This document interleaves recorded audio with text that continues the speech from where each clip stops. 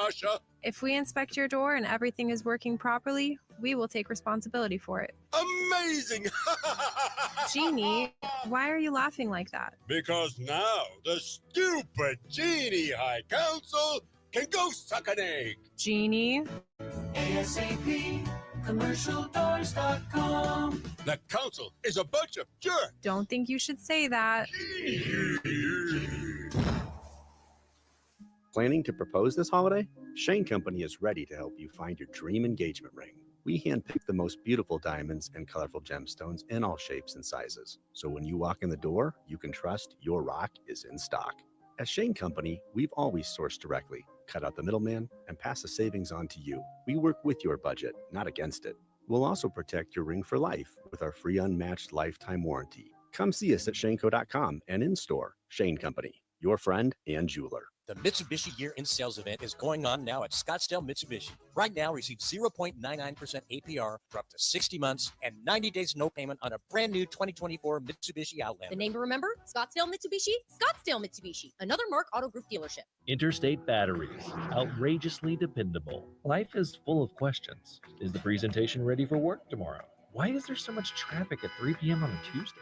Are your in-laws visiting this weekend or next? You've got plenty of things to worry about. Whether your car will start shouldn't be one of them. With an outrageously dependable battery under your hood, you can cross one of those questions off your list, which gives you time to answer more things like, are we there yet? Interstate Batteries, delivering the most trustworthy source of power to the world since 1952. We're proud to introduce Prasada, the newest master plan community in the thriving West Valley. This beautiful community features open spaces, multiple parks, a resort-style pool, and so much more. Fulton Homes, you're proud to own, we're proud to build. AM 1060 KDUS Tempe Phoenix and KSLX HD2 Scottsdale Phoenix.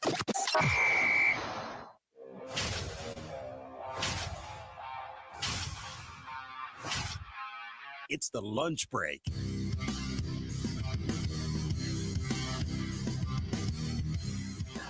Thursday edition of the program. Thursday, November 14th, 2024. Welcome into today's edition of the Lunch Break, KDUS AM 1060. Chris Schubert here with you. We've got you for the next 2 hours here on the show. 480-864-1060 is the phone number for you to join the conversation. I got producer Corey with me here today on a bye week for the Arizona Cardinals. We'll get into some more contract extension talks for not James Conner, but somebody else on the Arizona Cardinals. We got a Suns game to get into from last night, and it is the open, right? It's supposed to be. It is here on the rundown for me as the daily special, the Suns. I'm going to take us in a different direction. So, producer Corey, just buckle up here. Just be ready, because I have some complaints that I need to get off my chest, and so we're going to make that today's daily special. Time for our top story of the day. It's the Daily Special. Yeah, this is my daily special today, and I'm the host of this show, so I'll do what I want.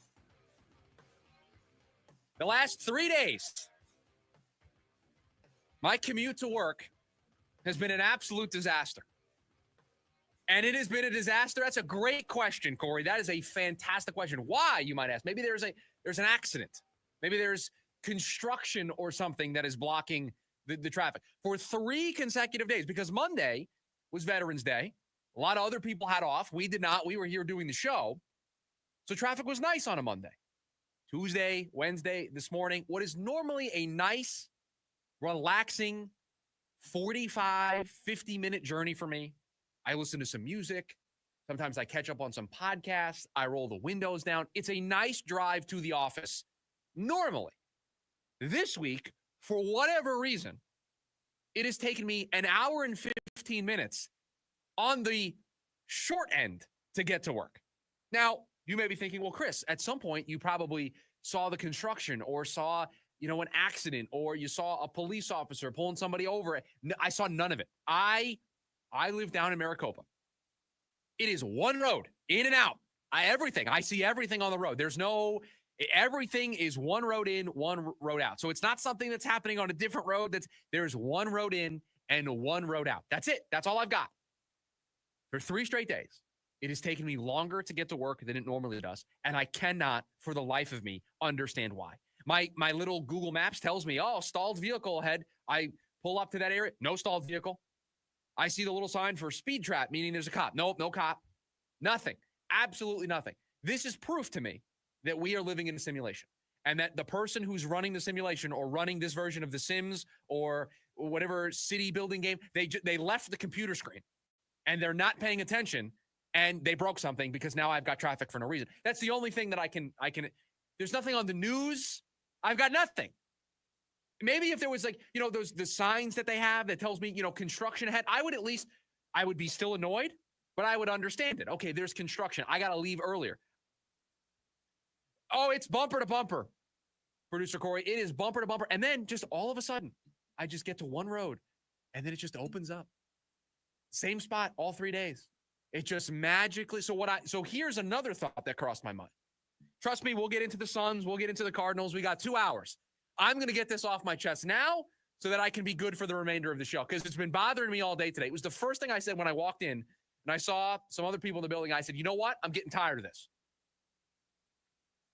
I think there's a chance that the light that where all of this happens, where it that all of a sudden opens up, it's not staying green long enough for whatever reason, and it's backing everything up all the way back into town. That's the only thing I can think of.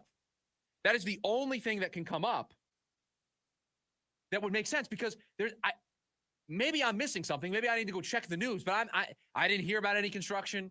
I didn't hear. There was one time, I think it was Tuesday, I saw a tow truck pulled over all the way to the side of the road with a car already up on the thing. There was still traffic past the tow truck. No. Okay. At least in that scenario, I could understand that people don't know how to drive and they're looking at what's going on. But it goes for a mile, 2 miles after that. So it's not like it opens up immediately after people were looking. It just keeps going. How long? Okay. How long is your commute in the morning? So it's 20 minutes.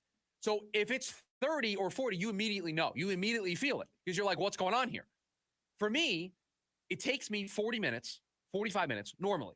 And it's just a distance thing. It's never really a traffic thing. I just live far away. It takes me about 45 minutes to get here in the morning. That's fine. I love where we live. And so it's normally just a nice, smooth ride. I just put on music, roll the window down, just relax and think about the show and whatever the day is going to bring for 45 minutes. An hour and 30 minutes today. I left the house at 7:30. I didn't walk into the building until 8:50. Bumper to bumper.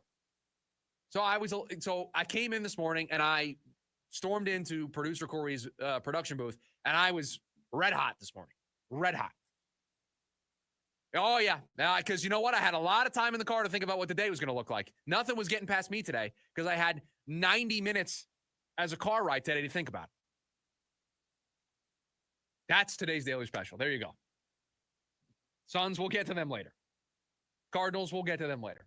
My daily special today, 3 straight days. Because I promise we're going to get back on track at some point. I promise the listening audience, we are going to get back on track. There's no reason for it. It's not like school's back, right? No, school's been going for months now. It's not like something new changed. And last week, Friday, I drove into work. It was fine. It was 45 minutes. All last week, 45 minutes, not a problem. This week, Tuesday, Wednesday, Thursday. Monday was great. Tuesday, Wednesday, Thursday. Boom, an hour and a half.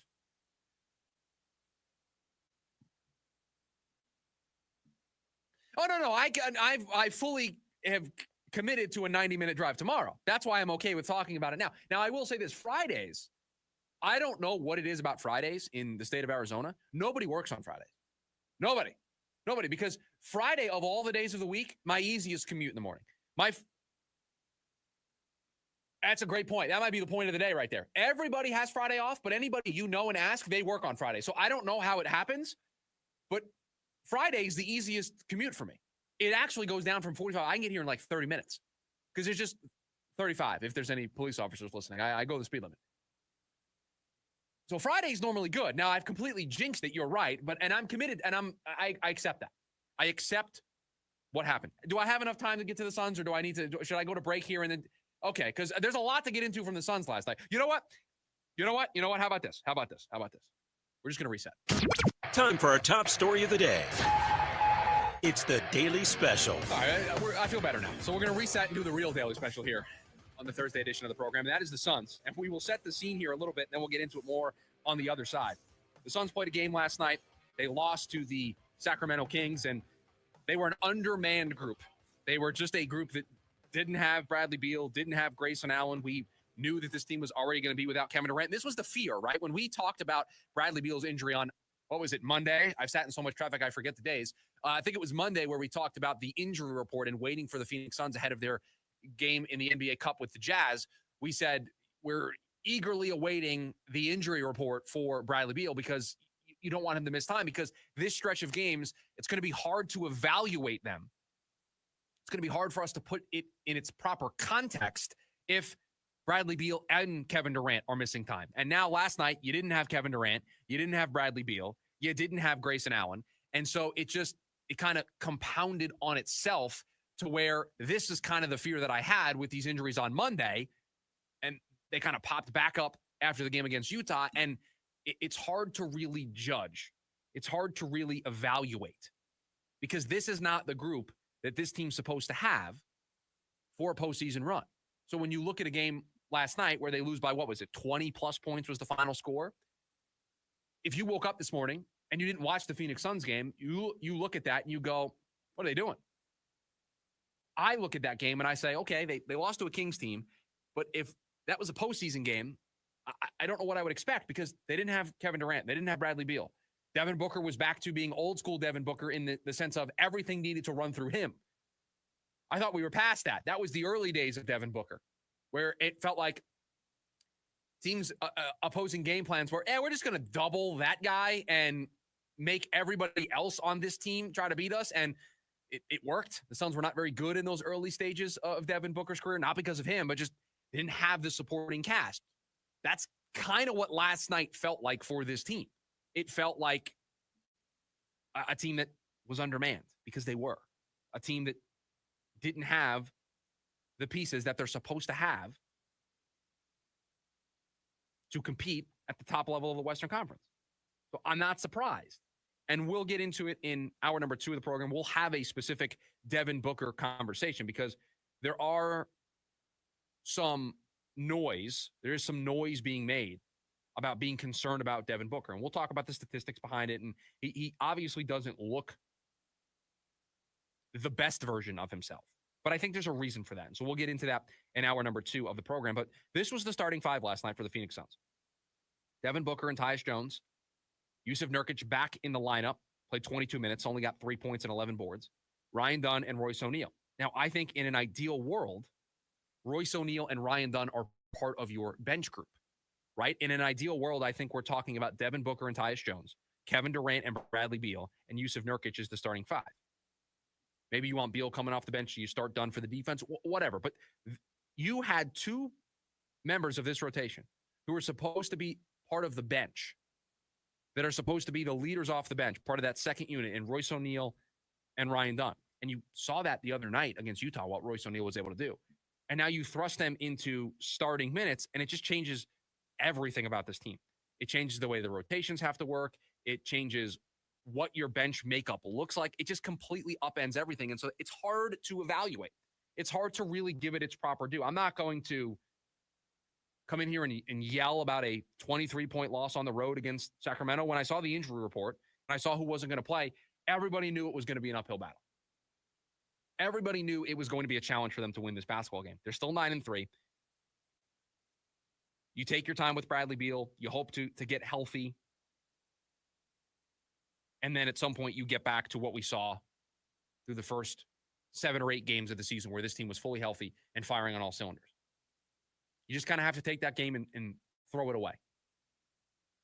You can't evaluate the entire team. And I don't think it's fair to evaluate Devin Booker off of that performance last night. There's a conversation to be had. And again, we'll have it here today on the show. But this game in particular, I'm not going to really put a whole lot of stock into the result and the fact that they lost by 23. There is something that I will put stock into about the Phoenix Suns' performance last night. And it's something that should give us confidence for what the future will be. We'll get into that next here on the lunch break. KDUS AM 1060. Have you downloaded the KDUS AM 1060 skill for Alexa yet? Dude, Alexa is frustrated. No matter how many times do you ask, the answer is male, chicken. Once you're ready, say Alexa, open KDUS AM 1060 to listen to your favorite shows.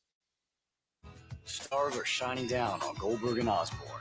The Eagle has more than 2,200 five-star Google reviews from across Arizona, like these. They go that extra mile to let you know they care. A wonderful experience. They treat their clients like family, and their professionalism is the best in the business. They made sure I got a great offer. Like a bulldog, they fought for me. Well said, everyone.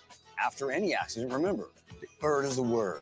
Visit Goldberg and Osborne at 1-800-THEEAGLE.com. The Mitsubishi year-end sales event is going on now at Scottsdale Mitsubishi. Right now, you can receive 0.99% APR for up to 60 months on the 2024 Mitsubishi Outlander and Outlander plug-in hybrid. That's right, 0.99% for full 60 months and 90 days no payment. And bring down your trade to receive up to $1,000 trade-in bonus cash on select models. Come see why Scottsdale Mitsubishi is your official inflation-fighting dealership. The name to remember, Scottsdale Mitsubishi, Scottsdale Mitsubishi. Another Mark Auto Group dealership.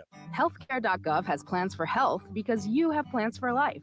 All plans cover doctor visits and emergency care to keep you and your family running strong. All plans cover hospital stays and prescriptions so you can have peace of mind. Visit healthcare.gov to explore health plans from the brands you know. 4 out of 5 customers can find a health plan for $10 or less per month with financial help. Enroll at healthcare.gov by December 15th for coverage starting January 1st. Paid for by the U.S. Department of Health and Human Services. At Affordable Dentures and Implants, their Snap Secure dental implants will let you eat and speak with confidence at a price that's affordable. So if you think you can't afford dental implants, think again. Their 6 practices in the Phoenix area are open to serve you. Schedule a free new smile consultation by calling 1-800-DENTURE or visit AffordableDentures.com. That's 1-800-DENTURE or visit AffordableDentures.com to find the practice near you. Schedule your new smile consultation today. Services provided by an Arizona licensed general dentist. Affordable Dentures and Implants. Go ahead and smile. Go ahead and smile. We'll do what's best for the team, and we'll do what's best for you. The Rich Eisen Show coming to you weekdays from 3 to 5 p.m. here on KDUS AM 1060 and KDUS1060.com.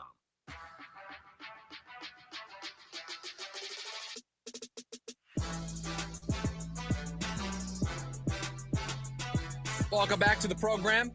The Lunch Break, KDUS AM 1060. We appreciate you joining us here on this Thursday edition of the program. I promise no more rants about non-sports things here on the show today. I can make that promise to you right now. I'll try to uphold the promise, but I will make that promise to you right now. I do want to get back into the Suns' loss last night. And there is one thing that, this was supposed to be the real Daily Special, and then I derailed the whole thing 2 seconds into the show. But there is something that I took away from that game last night that I think is encouraging. I think it, with a game like that, you have to try to take something away from it. And the thing you are going to take away from that game isn't that this team stinks, because they didn't have Kevin Durant, they didn't have Bradley Beal, they didn't have Grayson Allen, so not at full capacity. So you're not going to take away, they can't hang in the Western Conference. That's not going to be your takeaway. So what should be your takeaway from this game? Because if you look around the league, what team would be able to go in and on the road after playing the night before win that game as undermanned as the Suns were? Name me the team that's missing that type of star power, that's missing that type of firepower, that is playing a back-to-back, that was on the road the night before. Name me the team. I mean, the 76ers lost to the Knicks in the NBA Cup game, and then the next day waved the white flag and sat down Paul George and Joel Embiid for, we can't call it this, but it's load management. And they lost to the Cavs, who got to 13-0, the 6th team ever in NBA history to get to 13-0. I mean, they gave the game away. They said, we're good. The Philadelphia 76ers said, we're good. They sat down Paul George, Joel Embiid, load management after losing the night before to the Knicks. They said, we're good. Gave the Cavs a victory. Look around the league. Teams are doing this willingly. The Suns didn't have a choice. The Suns have actual injuries. And I loved something about this game last night, even though it was a 23-point loss. Look at what the head coach did with this situation. Look at what Mike Budenholzer decided to do with this situation. He didn't wave the white flag like Philadelphia did. He didn't admit ahead of time that it was a defeat and just roll out the same rotation without Beal and without Allen and just, hope for the best. He used this because he probably got to the building, knew Grayson Allen wasn't going to play, knew they're kind of monitoring things with Bradley Beal. And by the way, that's the right thing to do. It is the right thing to do to take it easy with Bradley Beal and his calf. And if you lose to the Kings and you lose again this week, I think they have Oklahoma City up next. If you lose that game and it's because you're worried about the long-term picture here, I'm good with that. You're off to a 9-3 start. You need Bradley Beal ready for the postseason, for the second half push. I'm good. I totally understand. So he gets to the building. He probably already had a feeling that was going to be the case. And what did he do? Probably knew he wasn't going to win the basketball game. And so he gave everybody minutes. And I mean, everybody got time in this game. Okogie got 28 minutes. Iguodaro got 15 minutes. Damon Lee got 11 minutes. Ty Washington got 16 minutes. Up and down the depth chart. Everybody that was available on the bench saw at least some level of action. Now, some of it was in mop-up duty, but he gave everybody opportunity in this game. If you are going to have a game like this, where you get to the building and you know it's going to be an uphill battle, we're already out Kevin Durant. Now we don't have another member of the big three. My three-point shooter off the bench and Grayson Allen's out. I don't have the firepower. I can't do this. No team can have that many players out. I got Nurkic coming back, and I'm going to try to take it easy with him. And I got a rookie in my starting five, and Ryan Dunn.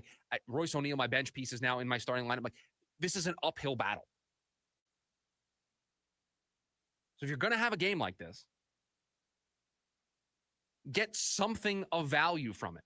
And I think Coach Budenholzer got something of value last night from this game. Because you know what? He put players that on a regular night when Kevin Durant is healthy, on a regular night when Bradley Beal is healthy, on a regular night when Grayson Allen is healthy, on a regular night when it's not the back end of a back-to-back,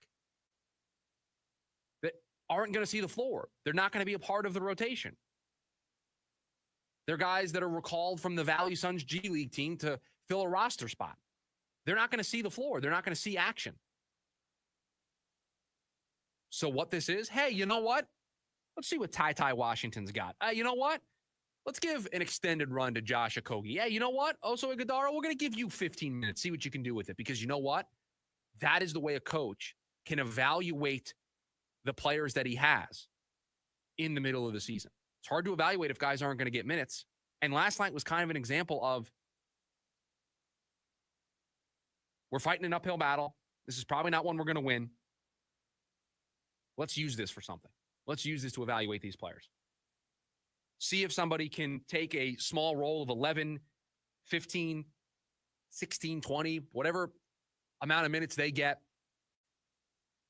See if they're able to take those minutes, take that opportunity, and show the coaching staff something.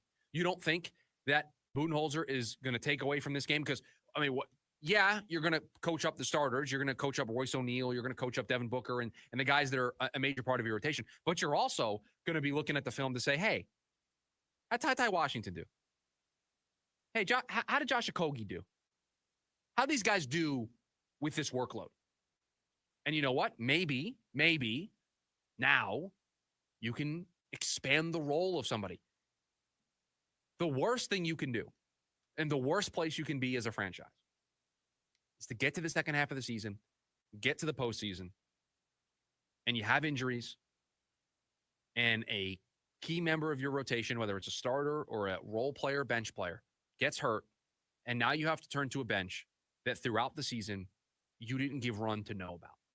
This happened to the Knicks last year. They had so many injuries in the postseason, and Tom Thibodeau didn't trust his bench because he didn't get time with them during the year that he basically made it a 7-man rotation. Starters played 40 minutes. Last night was a chance for this Suns team to avoid that situation. And when you have players that are oft injured the way Bradley Beal is, the way Kevin Durant is, Devin Booker misses some time, isn't it valuable? Isn't it important to know what you have with these guys?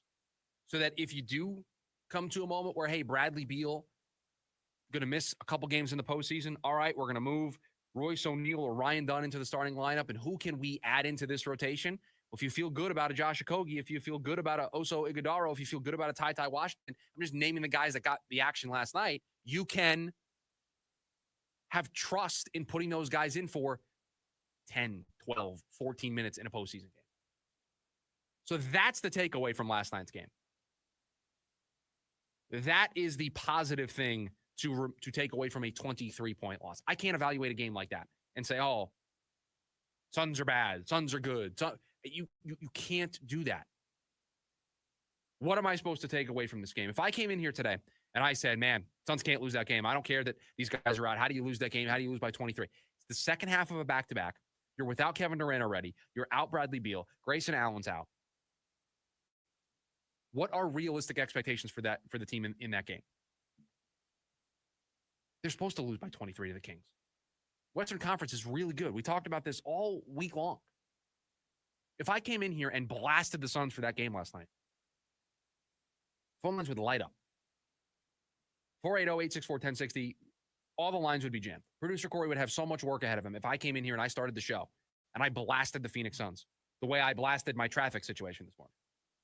Yeah, if I came in as hot as I was about the traffic this morning, about the Phoenix Suns losing by 23, phone lines would light up. Right, there's a lot of time left. I'm going to save the anger. There's no anger about last night. What are they supposed to do? What's supposed to happen? So what can we take away from this game? The thing we can take away is I think this team's got a coach. And they've got a coach who understands these types of moments. This was a throwaway game. He didn't treat it like that. He used it for something. He used it as an opportunity. He used it to evaluate what this roster has, what potential bench options he has in an emergency, what roles can be expanded on throughout the year. And I knew it happened because I watched the game, and you can tell the guys are just coming in and out. And then I looked at it this morning, and it's just so, when you see it all laid out on a box score, just everybody, there's nobody that had a DNP next to their name. Everybody got in there. Everybody that was available to the Suns last night was in there. Tells you that was somewhat by design. And also, your chance late to, say, okay, I'm not going to get any more of my guys hurt. I'm not going to get anybody else banged up. I'm already down 3 key players. I'm not going to now lose a Devin Booker. I'm not going to lose a Tyus Jones. I cannot afford to add to my injury list. That's when seasons start to slip away from you, is when these injuries kind of stack on top of each other. And so now it's a day off for the Phoenix Suns today, and they're back at it against the Oklahoma City Thunder when they take on I believe now the top seed in the Western Conference. I will check the standings here. The 10-2 Oklahoma City Thunder have a half-game lead on the Golden State Warriors, and then the Phoenix Suns sit in the 3 seed at 9-3. So a battle of 2 of the top teams in the Western Conference. We'll see if the Suns will get healthier. I wonder if Bradley Beal will play or if they will take it easy. We'll see what happens with Grayson Allen. And if they're undermanned again on Friday night against the Oklahoma City Thunder, again, not sure what your realistic expectations can be. Watch the game, but don't be disappointed if the Thunder kind of run away with things, right? I mean, just, again, you got to look at the state of the roster. You have to look at the way things are situated. Coming up on the other side, maybe it won't be James Conner. Maybe it'll be the leader of the defense that will get the contract extension first. That's next on the lunch break, KDUS AM 1060. James Out West brings NFL, NBA, MLB, and local sports talk to you Monday night starting at 7 on KDUS AM 1060 and the KDUS 1060 app. Breaking news coming in from Bet365, where every nail-biting overtime win, breakaway, pick six, three-point shot, underdog win, buzzer beater, shootout, walk-off, and absolutely every play in between is amazing. From football to basketball and hockey to baseball, whatever the moment, it's never ordinary at Bet365. Gambling problem? Call 1-800-NEXT-STEP. 21 plus only. Must be physically located in Arizona. There are many signs that you may be in financial trouble. Late mortgage payments, paying bills from your retirement account, or paying one credit card with another. If you're experiencing financial hardship, bankruptcy may be right for you. The credit industry wants you to believe that bankruptcy is bad and will destroy your credit forever, but that's just not true. At Lerner Rowe Law Group, we'll take the time to carefully examine your situation and develop a plan that is right for you. Call Lerner Rowe Law Group today for a free consultation. Lerner and Rowe is the way to go. Call 977-1900. Sean Forrester, Managing Attorney. Take advantage of thousands of dollars in SRP rebates and discounts on energy-efficient home upgrades, like new air conditioning units, windows, ducts, and insulation. Save money on your energy bill while also making your home more comfortable. SRP's network of participating contractors can guide you from start to finish and maximize your savings by combining Inflation Reduction Act incentives with SRP rebates. Learn more at savewithsrp.com. Everyone is always asking where I get the greatest holiday decor, gifts, clothing, and more. And the answer is always Goodwill.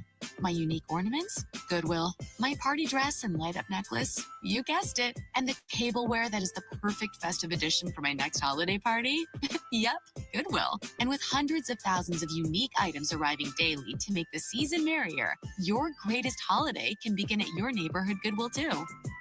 We're sitting down with our members age 60 plus from around the country to find out how Archwell Health is helping them live life to its fullest. I feel like I can go forward because now I'm in good health. I have a doctor who really cares and is truly interested in helping me live my best life. What was my first impression when I walked in? I could sum that up in a 3-letter word. Wow. Are you ready for a different kind of primary care in Phoenix? Visit archwellhealth.com to become a member today during Medicare annual enrollment and start living your best life better.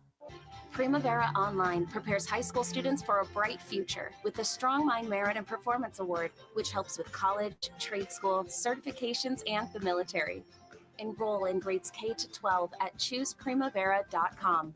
The Season of New Tradition sales event is going on now at Mark Kia. Receive 0% APR for 72 months on a 2024 Kia EV6. The name to remember, Mark Kia, Mark Kia. Offer only through Kia Motor Finance. Not all buyers will qualify. Offer expires January 2nd, 2025. Carving out time in your afternoon for the Doug Gottlieb Show, right here on KDUS AM 1060, 100.7 HD2, and KDUS1060.com. Weekdays from 1 to 3 p.m.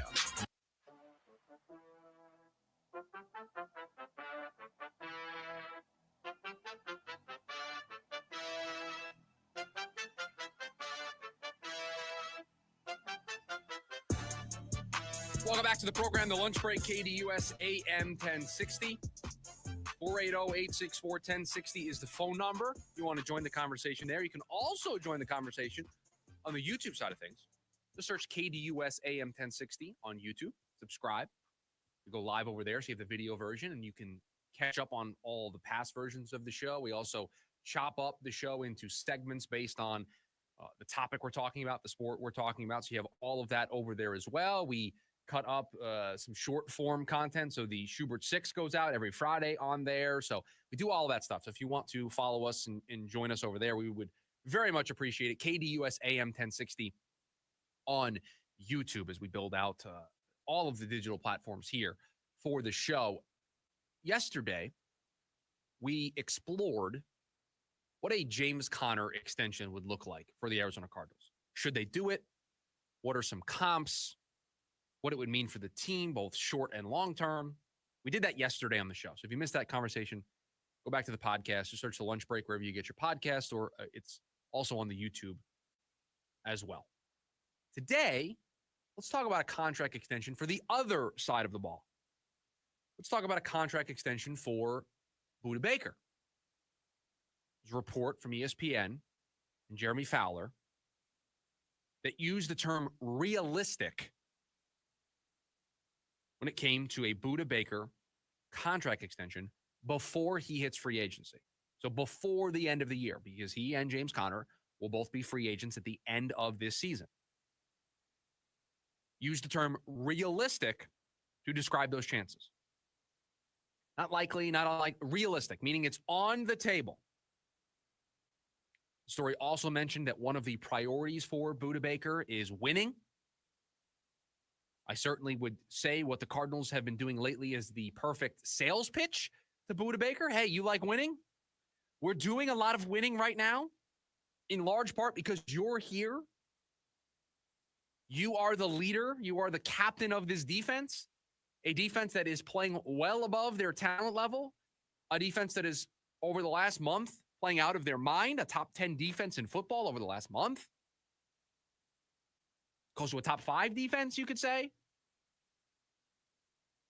So a great sales pitch over the last month or so for the Arizona Cardinals if what Budda Baker is prioritizing right now is winning. Winning 4 in a row, being 6-4, being in first place in the division. One game away from being the 3 seed in the NFC. I would define all of that as winning. How far we have come from the April 2023 trade request that Budda Baker made. That feels a century ago. Here we are now talking about a potential extension for Budda Baker. Now the Cardinals have an opportunity to keep the leader of their defense, 28-year-old safety on the back end of their defense, in the building. Yesterday, we said James Conner is the culture of the offense. He is the person that you point to of, hey, if one player embodied the identity of the offense, who would it be? You'd point to James Conner. Hey, who embodies the culture and energy and structure of the defense? You'd point to Budda Baker. That's what Budda Baker is for this defense. There is so much value in keeping somebody that talented, that impactful, who brings that type of leadership around. We told you yesterday the space that the Cardinals have cap-wise. Second most cap space for 2025. Only team better than them is the New England Patriots. Over $100 million currently in cap space. Doesn't include any restructures to open up money. Doesn't include any of these contract extensions. A lot of money for this organization to play with. They could sign James Conner to the extension that we outlined yesterday, a 2-year, $20 million extension, or a 3-year, $30 million extension. They could sign Budda Baker to a market value safety contract and still have enough money to address the holes, the upgrades that I'm sure we would be able to come up with pretty quickly. We would be able to put together a shopping list for Monty Ossenfort in one show. We'd be able to put that together. They could sign James Conner, they could sign Budda Baker, and they would still have the resources available to do whatever else could be on that list. The team has put themselves in front of free agency, ahead of free agency. They're not sitting back and letting free agency come to them. They're not sitting back and letting the offseason come to them. They are organizationally getting in front of this stuff. That's what good organizations do. They don't get caught up in the current year's success or failure. They don't get caught up in the week-to-week minutia of a season. Good organizations, good front offices, good GMs are always looking 3 moves ahead. They are supposed to be the best chess players.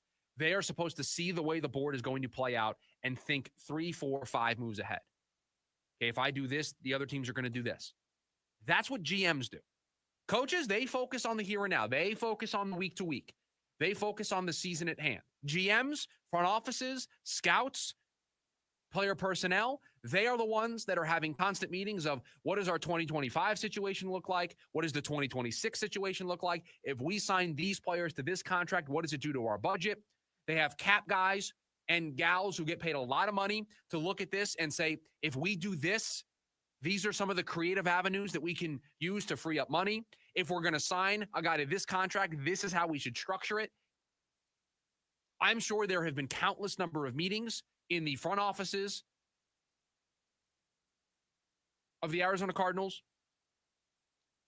where Monty Ossenfort has discussed this version of a contract for James Conner, that version of a contract for James Conner. What if we structured it this way? What if we structured it that way? Those conversations have happened. They have war gamed out already these scenarios. With all the data, all of the analytics, they can look around and see, hey, what's the deterioration look like for a safety at 28 years old? What does that production look like? Is that something that we're willing to pay for now, but know that maybe the back end of this contract, the skills will deteriorate? Same thing with James Conner at running back. You are able to do all of that work. That's what a GM and a front office is able to work on during the season. People talk about, oh, what do GMs do during the year, right? Once the trade deadline passes, what are they doing? This is the work that they are doing. This is the work that those groups are doing. So good organizations are ahead of free agency. Good organizations don't get to free agency and stumble around and just sign guys. There's a plan. You don't think that there's a whiteboard somewhere in an office in Tempe or in Glendale that has a potential offseason plan for the Cardinals already thought about? Those conversations have already happened. Monty Ossenfort has put this team in place to already, as we sit here on November 14th, to be in an excellent spot for 2025's offseason. So that you can entertain a Budda Baker contract extension. You can entertain a James Conner contract extension. Now, you have to do the work. You have to acquire players that are talented. You have to have the right player development so you can draft young players and turn not just your first and second round, your top 100, your day 1 and day 2 picks into something. You got to have some gems on day 3. You have to find some home runs with your 4th, 5th, 6th, 7th round picks. When you do that, when you fill out your roster with day 3 picks that you turn into something, that you turn into valuable players, it opens up a world of possibilities. It really opens up everything to you as an organization. So to tie this back to Budda Baker, we talked running back yesterday. We're talking safety today. If we were making a list of positions that you really probably wouldn't want to be the team that resets the market value for, running back and safety are two of those positions that I think are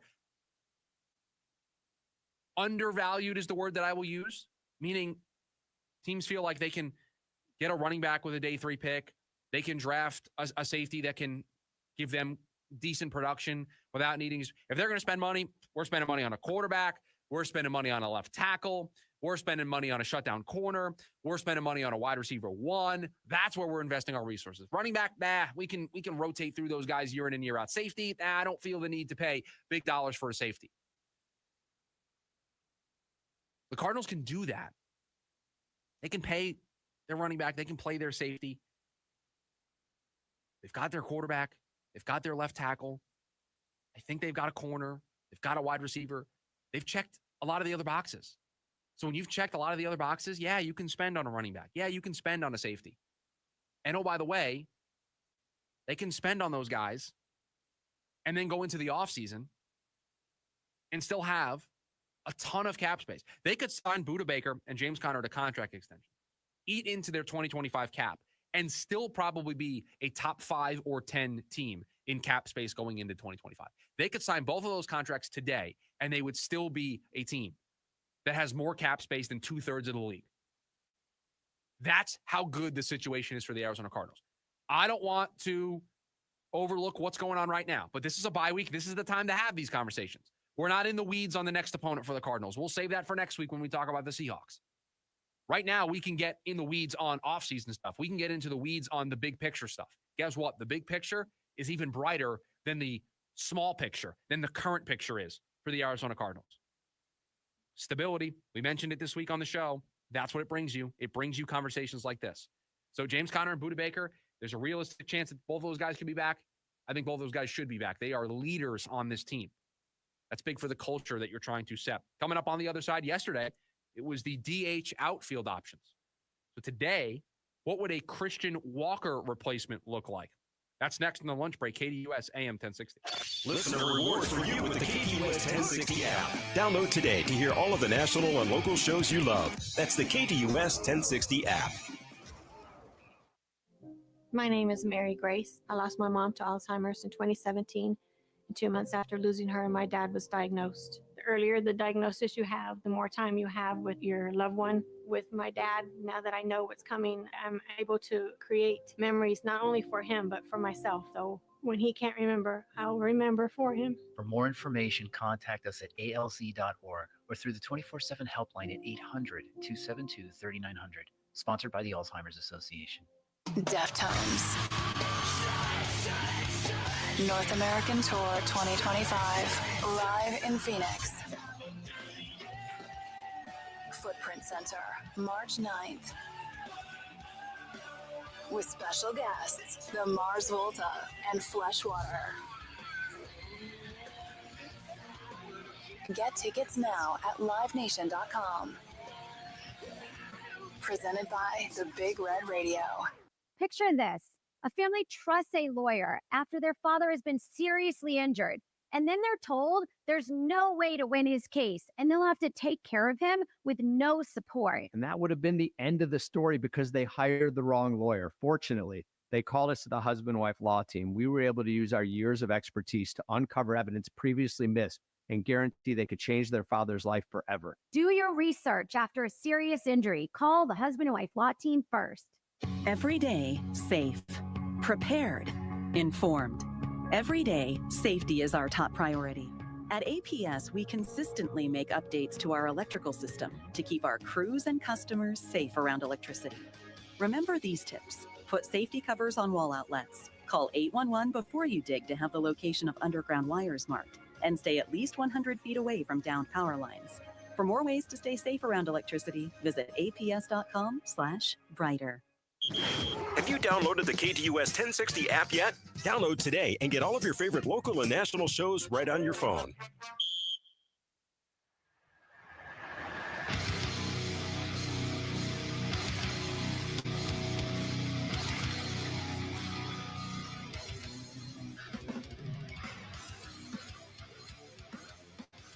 Welcome back to the program. Thanks for joining us here today on this Thursday. Lunch break, KDUS AM 1060. Make sure you download the KDUS 1060 app to take the show with you wherever you are on the go. You also have a chance if you download the app and you register and you're logged in and you're listening to the show, an opportunity to win $100 gift card to Von Hansen's. We pull that name every Friday. You have an opportunity to do that.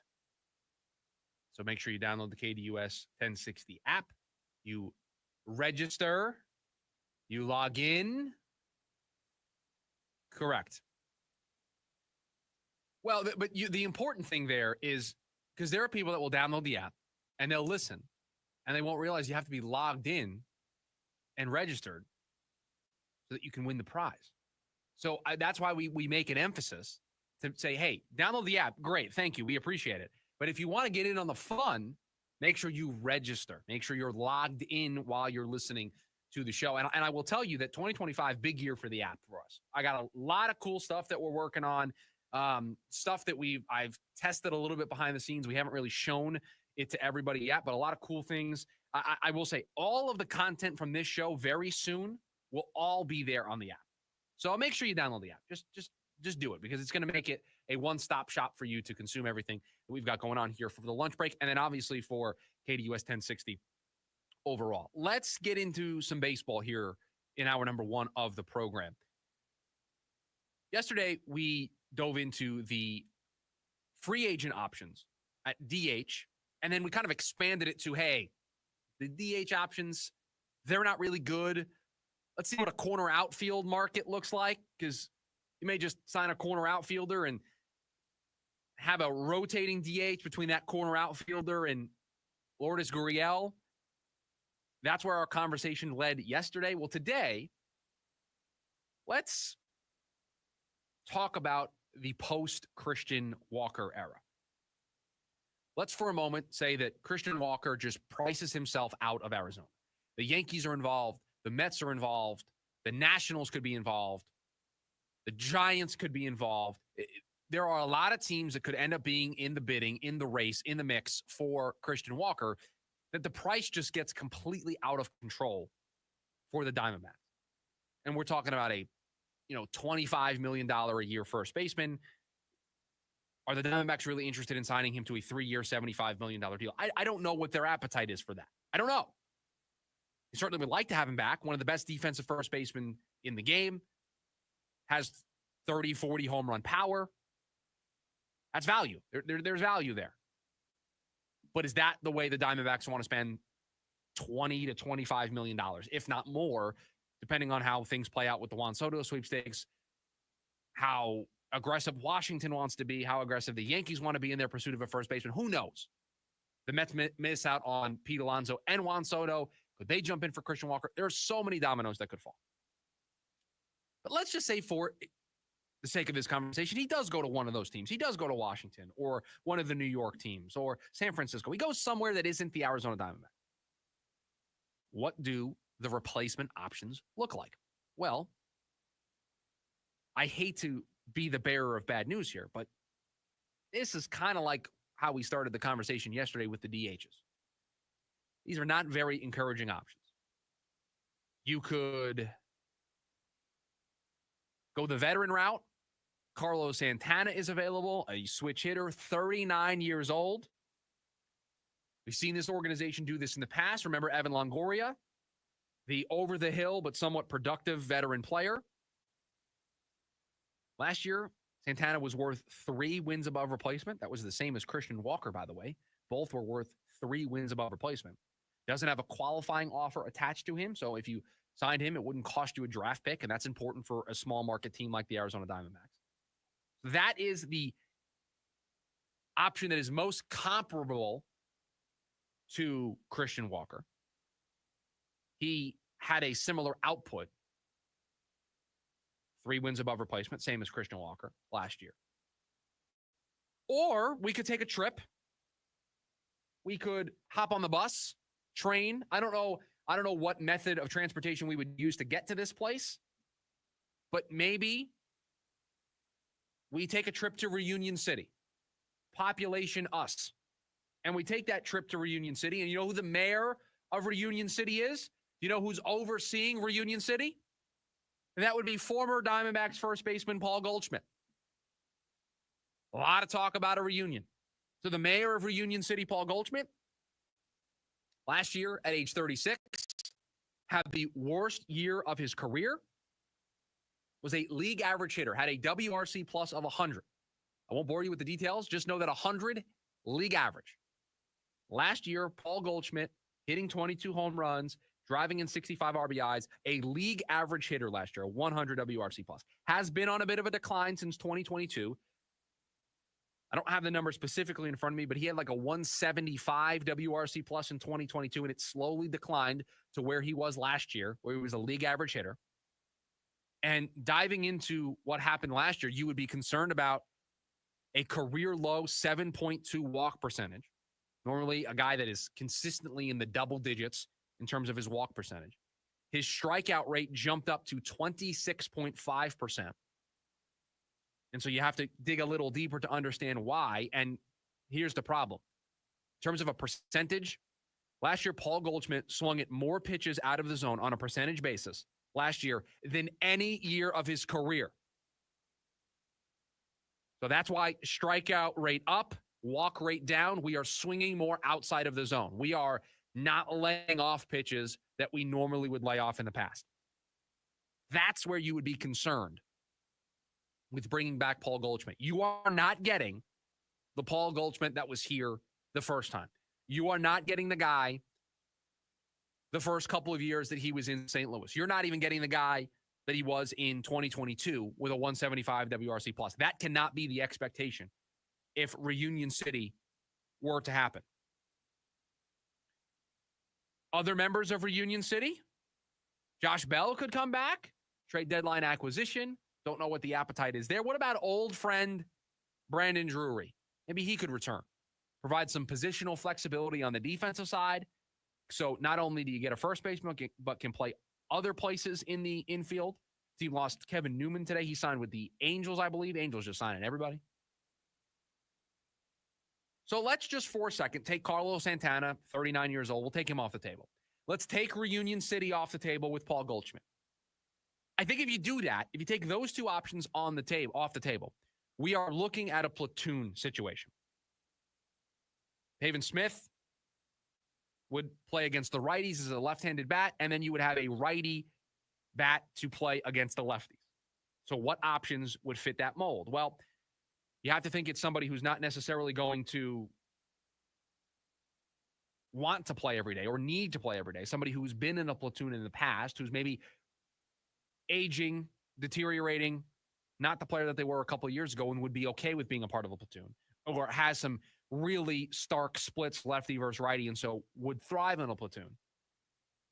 You're looking at Mark Hanna, Matt Duffy, Yuli Gurriel, Miguel Sano, J.D. Davis. Those are the options. That's what's available to you at first base.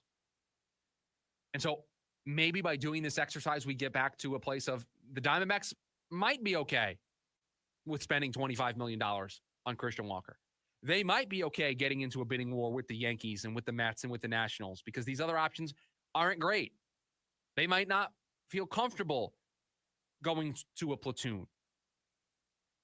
They might want to get somebody that is a solid everyday first baseman. That's what Christian Walker is. That's what Christian Walker provides. So maybe there is a little bit more of an appetite to pay what the Yankees or Mets or Nationals or Giants might be willing to pay for Christian Walker. Now, I'm sure the Diamondbacks will have their limit, and if the bidding gets to that limit, then the Diamondbacks might have to bow out and consider one of these other options. And I'm not against Reunion City. I'm not against bringing back Paul Goldschmidt. It needs to be done in the right way. The expectations need to be set correctly. You are not getting the old Paul Goldschmidt.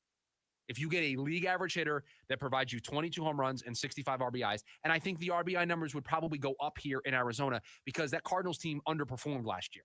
And if you put him in the right spot in the lineup, and he wouldn't be expected to be the guy that he was the first time around where he was the entire offense, you put him in the right spot of the lineup, you have the right guys in front of him that can get on base, you could see some better RBI numbers. But I worry about a guy who's maybe losing that patience that he has in the zone. That stood out like a sore thumb this morning when I was looking at the numbers. Because I wanted to be like, okay, what's the trajectory been like for Paul Goldschmidt? What has it looked like over the last couple of years? And it has been a slow downturn. And this year was the starkest of downturns. And I wanted to dive into why. And that outside of the zone swing rate number being the highest it's been of his career that's it. That's where the season was lost for Paul Goldschmidt. Now, you look at all the other years, he's been normally good at that. So you would hope that maybe the adjustments can be made, but he's going to be 37 years old. What can you realistically expect? And so I understand why Reunion City is popular. I get it. If you're going to campaign for that, if you're going to push for that, just make sure it's with the right information at your disposal. He is not going to come in here and be the MVP candidate that he was the last time around. He's not going to be the guy he was even in 2023, where he was a 122 WRC plus and hit like 30 to 35 home runs. I don't think he's going to be that. You bring him in here to be the first baseman, you're looking at maybe at most you're looking for 15 to 20 home runs. You're looking for 75 plus RBIs, and you're just looking for somebody who can consistently be out there at first base and provide that right-handed pop in the lineup. That's what you're at. Those are fair expectations. And if that's okay by you, if you're okay with spending money on a one-year deal for that, sign me up. I'll buy a ticket to Reunion City. If you think that he's going to all of a sudden find the fountain of youth and be back to where he was in the first couple years in St. Louis and where he was before he got traded, I don't want a ticket. I decline. I'm uninterested. Hour number one of the show in the books. Hour number two right around the corner. Could the Cardinals lose the man behind their offensive resurgence? That's how we kick off hour number two of the program next. It's the lunch break. KDUS AM 1060.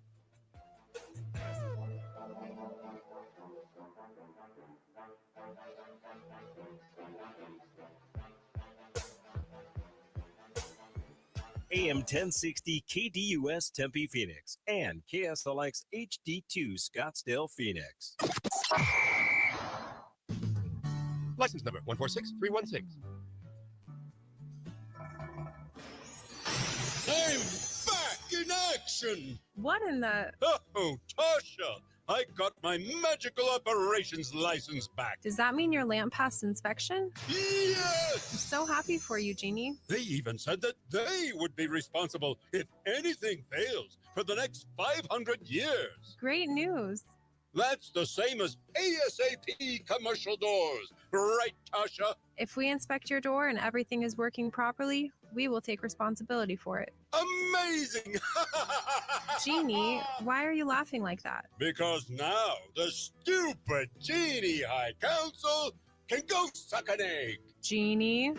ASAP commercialdoors.com. The council is a bunch of jerks. Don't think you should say that.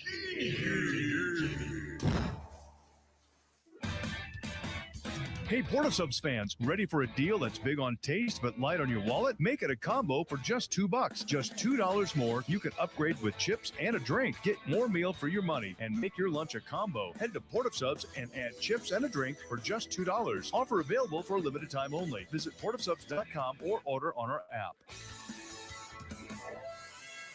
Slice fresh sandwiches, Portasubs.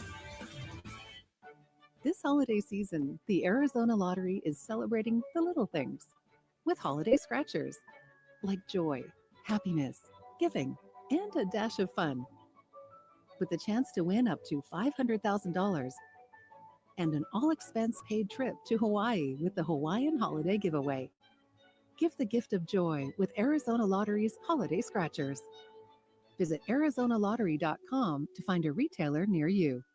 The Season of New Tradition sales event is going on now at Mark Kia, just off the 101 in Indian School. Right now, receive 0% APR for 72 months on the 2024 Kia EV6. That's right, 0% for 72 full months. And right now, receive up to $1,000 sticker bonus cash on select new Kias. Ring in the new year in a brand new Kia. The name to remember, Mark Kia. Mark Kia. Go to markkia.com for full details. Offer only through Kia Motors Finance. Not all buyers will qualify. Offer expires January 2nd, 2025. We're Phoenix Rescue Mission, the Love Your Neighbor people. We know that loving our neighbors helps transform lives here in the Valley. Find out how loving your neighbor changes all of us for the better at phoenixrescuemission.org/loveyourneighbor. M1060 KDUS Tempe Phoenix and KSLX HD2 Scottsdale Phoenix.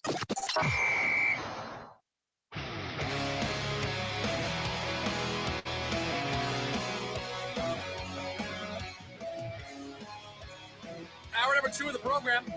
We welcome you in. The lunch break, KDUS AM 1060. Join us on YouTube, KDUS AM 1060 over there. Also join the conversation, 480-864-1060. It's hour number 2 of the program. Producer Corey is behind the scenes. You know what that means. What do we have for lunch today, Producer Corey? Oh, wait a minute. Wait. No, I see the lunchbox.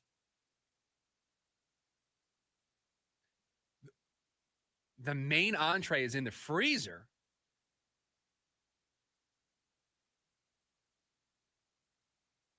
Now, yes, you are working the ASU women's basketball game, which you can hear right here on AM 1060. Wow. So you know what? This is some great hour 2 content for us. Wait a minute. So we're we're here later. That's when the chicken sandwich is going to be brought out. Man, what? So, okay. All right. We have a freezer meal. Yeah. Oh, yeah. Yeah, no, and I got to tell you, the next break's a pretty long one. So, yeah. So, all right. Well, now, okay, 480-864-1060. Get in your guesses now of what the meal is. What did you bring for lunch today that's not a chicken sandwich? It's always a chicken sandwich. We have started both hours of this program not the way they're supposed to, but that's what, when you do a midday show, this is what happens. You just get off the rails, and that's okay. We'll get back on track at some point. Right. Yeah. So that's what we're going to do here on the, so, okay. And it has to cook for 90 seconds specifically. Not any more or any less. 90 seconds specifically. Huh. Well, I know. That's why it's so important. My assumption would be you wouldn't double up on the chicken. Different meat. So it is a meat. Okay. Different meat entirely. So we got to go in the microwave for 90 seconds here. I'm gonna guess. Don't tell me if I'm right or wrong. We'll do a reveal when you come back. I'm gonna submit my guess. This is so wrong, but it's okay. I'm gonna guess that you have frozen, needing to be heated up for 90 seconds specifically, Salisbury steak and mashed potatoes. That is what I am submitting as my guess, and you'll have to stay tuned at the top of the next segment to figure out what it is. And truly, I don't know. I have no idea. The dartboard. Yes, the dartboard. That corner over there just feels like it's the perfect place for it. Could use something over there. And the dartboard for the leftovers would be a great, it would be a good addition. So maybe we'll work on that after the show. I'll try to get us back on track here. We'll talk about the Arizona Cardinals and how they could lose the guy behind their offensive resurgence. I saw two stories today. One was in The Athletic, which birthed this idea. And then the other was a SI story. I don't know what happened. Everybody today just decided, hey, you know what? We're just going to talk about all the coaching candidates for next season because the head coaching cycle just never stops. Doesn't matter that the season's still ongoing. Doesn't matter that as of this moment, we have two openings? The Jets and Saints are dealing with coaches on an interim basis. That's it. Now, we can talk about the Giants also in New York could be making a change, especially if they don't win the rest of the way. The Chicago Bears could make a change if things continue to spiral with their young quarterback. They may try to make a change. Jacksonville, they could say that the Doug Peterson experiment didn't work. They could move on there. Who knows what could happen in Dallas? I have no idea what that team's going to do. Not a clue. That could be on the table. And then on top of it, for the second straight offseason, Bill Belichick's going to be out there as a free agent. So this coaching cycle is going to be newsworthy. It's going to be noteworthy. So I'm not surprised that places are trying to get ahead of it. So on both of these lists, the SI list that had 27 names, the Athletic list, which had, I think it was 18 names, there was a name associated with the Arizona Cardinals that was on that list. And it was Cardinals offensive coordinator, Drew Petzing. His name was on both lists. And these were comprehensive lists. I mean, they had special team coordinators, coaches that are sitting on the sidelines right now, coordinators across the board. I mean, you name it, they cover their bases. Both of these lists did. So Drew Petzing found his name on this list, both of them. Now, am I surprised by this? No. This Arizona Cardinals offense, we keep praised on it all week long. The last month has been a love affair, rightfully so, with this Arizona Cardinals offense. Kyler Murray's winning Offensive Player of the Week in the NFC. He's rising up the board in MVP and Comeback Player of the Year betting. This offense is being talked about, rightfully so. Kyler Murray's not turning the ball over. The offense is flowing. They're one of the best offenses over the last month. So you know what teams are going to do? Oh, hey, Kyler Murray's having a great season. James Conner's awesome. And Marvin Harrison Jr. is doing well. And Trey McBride's come out of nowhere. Who's overseeing that? Oh, Drew Petzing. Okay. And you know it's Drew Petzing because you have a defensive-minded head coach. So he's obviously exerting influence over the process. But when it comes to play calling and play design, that's Drew Petzing's overseeing all that. So the guy that put that together, teams are going to want to talk to Drew Petzing. Now, is he going to be the top of the list? Is he going to be the first call that teams make? Is he going to be the second call that teams make? I don't know. He might not even be the third call that teams make. For the sake of this conversation, let's just look at the offensive-minded candidates. Because the teams that would call the offensive-minded candidates, if they go through some of the top options, then they might get to Drew Petzing if they get the Heisman or they get sent a voicemail. Cliff Kingsbury is a name that immediately comes to mind. That Washington Commanders offense with a rookie in Jane Daniels, explosive. Are teams going to say they want to see more from Cliff? Are teams going to look at how things went in Arizona and say, you know what? I'm going to wait just a little bit. I want to see just a little bit more. That would be a pretty quick turnaround for Cliff. Left Arizona, went to USC. then got hired by Washington. He's doing a great job. And I know Cardinals fans probably don't want to hear that. He's doing a great job, but our team's going to immediately call him up to interview when his last stint as a head coach, let's face it, was a disaster. And he's only been back in the NFL for one season. I think there would be a pumping of the brakes a little bit. But his name's going to be out there. The name that's going to be the top of everybody's list. If you are going to hire an offensive candidate, if you are a team that has a defensive-minded head coach and you want to flip, or you have a young quarterback that you're trying to build around, you are going to do whatever is possible. You're going to try to put so many zeros on the check that he can't say no. You are going to try to convince this man that you are the right spot for him, because Ben Johnson, offensive coordinator for the Lions, has spent a lot of time recently rejecting these overtures, rejecting these offers. So they're going to try to pry him away. He's going to be the top name. You've got Zach Robinson in Atlanta. You've got Bobby Slowick in Houston. You've got Liam Cohn, who's doing a fantastic job with Baker down in Tampa as the OC. Todd Monken in Baltimore. Joe Brady in Buffalo. I mean, I can go on and on and on. And that's just the offensive side of the ball. Now, I would say that some of these guys are going to be a little too early. Zach Robinson's probably a little too early. We mentioned Cliff too early. Ben Johnson, he might say no. Bobby Slowick was getting some talk the last time around. It was probably too early then. It might not be too early now. Liam Cohn, it might be too early. Joe Brady, who knows? And so if guys pass on the jobs altogether, or it's too early and teams aren't interested, Drew Petzing, who's been an offensive coordinator now for what would be 2 full seasons, has overseen the resurgence of an offense. If those guys, because I think compared to those guys, I don't think he has the buzz that a Cliff Kingsbury has, the buzz a Ben Johnson has, the buzz a Bobby Slowick has, the buzz a Joe Brady or Liam Cohen would have. He just doesn't have that buzz. The Bears, the Jags, they're going to look for offensive guys to work with their quarterbacks in Caleb Williams and Trevor Lawrence. Either New York team, the Jets, even if they stay with Aaron Rodgers, are probably going to want an offensive-minded guy because all of their offensive-minded coaches right now stink. The Giants, if they move on, they're going to be looking to draft a quarterback. You're going to want to get an offensive mind in there to work with that quarterback.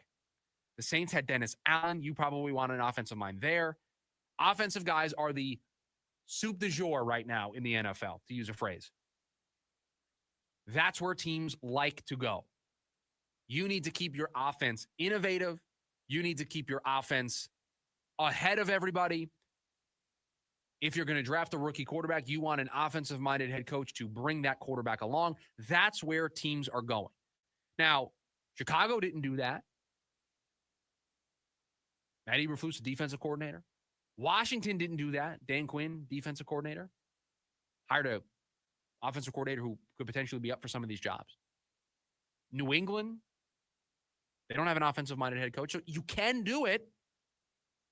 But Washington's kind of the outlier in terms of the success while having a defensive-minded head coach and a rookie quarterback. So Drew Petzing, I don't know if he's going to leave this offseason, but I'm going to prepare everybody right now. I'm going to tell everybody what they need to know. Drew Petzing is going to get interviews. The Cardinals are going to be asked for permission to speak with Drew Petzing. Teams are going to call him. And it might be a team that strikes out everywhere else and then calls up Drew Petzing. I don't think he's going to be the first name, but he is going to get those phone calls. And if the Cardinals are a good organization, which we think they are, if they have a good coaching staff, which we think they do, then they are going to have the pipeline in place, and they're going to be able to have somebody waiting in the wings to take over and continue the work that Drew Petzing has done. But when you're a good organization, you're going to get poached. That's what's going to happen. And so the Cardinals, they're becoming a good organization. They need to be prepared for this. Coming up on the other side, we find out what producer Corey's having for lunch, but more importantly, do we need to be concerned about Devin Booker? That's next on the lunch break, KDUS AM 1060. Football fans, it's Mellow Monday, so join the Rooster at Mellow Mushroom off the I-17 and Happy Valley Road between 5 and 6 p.m. every Monday night during football season. Sunday on the Las Vegas Raiders radio network, the Silver and Black head to Miami to take on the Dolphins. Hi, this is Tim Cates. Join Jason Horowitz and Lincoln Kennedy for all the action. After the bye week, the Raiders are back at it as Antonio Pierce and the Raiders head to Miami to take on Tua and the Dolphins. Can the Raiders snap their 5-game losing streak? Or will the Dolphins' D be too much? If it's the NFL, it's right here. Raiders Dolphins on AM 1060 KDUS. Every day, community, supporting, giving. Every day at APS, we support Arizona community organizations and our customers, giving back to help Arizona teachers, nonprofits, and families, volunteering to support and strengthen neighborhoods, working with local partners to provide customers with crisis assistance and other services when they need it most. To help your community or find assistance for yourself or someone you know, visit aps.com/brighter. This ad is funded by Pinnacle West shareholders. We never thought home could feel like this. When we moved, we thought we'd have to choose between the space we needed for our growing family or living in a location that fit our lifestyle. We were so lucky to find this Fulton Homes community right here in Queen Creek, my hometown. When we saw how incredible Barney Farms was, we could see our future here. The quality of the home, the endless green parks, the trails, the pools, the lake. There's just so much to love. It really is like a dream.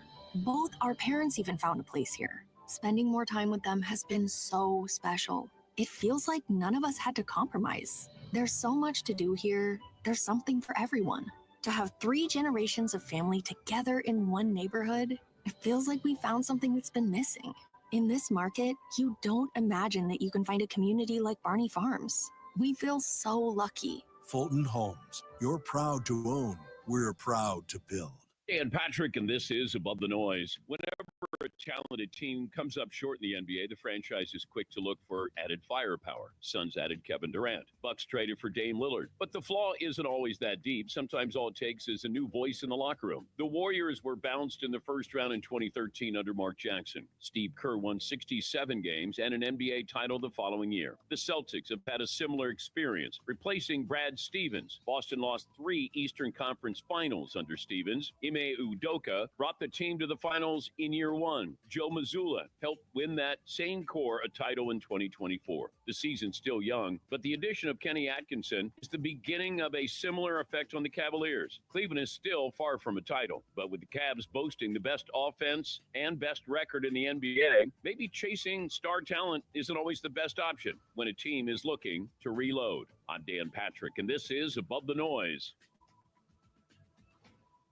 You know our trusted partner, TireRack.com, for their fast, free shipping, free road hazard protection, convenient installation options, and their great selection of the best tires like the highly consumer-rated Bridgestone Weather Peak. But did you know they sell other automotive products? Wheels, brakes, and suspension, just to name a few. Everything you need to elevate your drive. You can go to TireRack.com/Dan. That's TireRack.com/Dan. TireRack.com, the way tire buying should be. This football season, Kings Hawaiian wants you to slider Sunday your way, as the perfect slider is the one you love to create and share with family and friends. The big news, Kings Hawaiian now has soft pretzel bites. Irresistibly sweet and salty and delicious on their own. Or with dips, you got to try them. Available nationwide. They can be found in the bakery or deli section of your grocery store with the other Kings Hawaiian favorites. This football season, pick up those sweet, fluffy, irresistible Kings Hawaiian rolls and pretzel bites and enjoy. I'll turn those picks into gold. Wall-to-wall NFL coverage and the biggest stories coming to you from 3 to 5 p.m. The Rich Eisen Show here on KDUS AM 1060 and KDUS1060.com.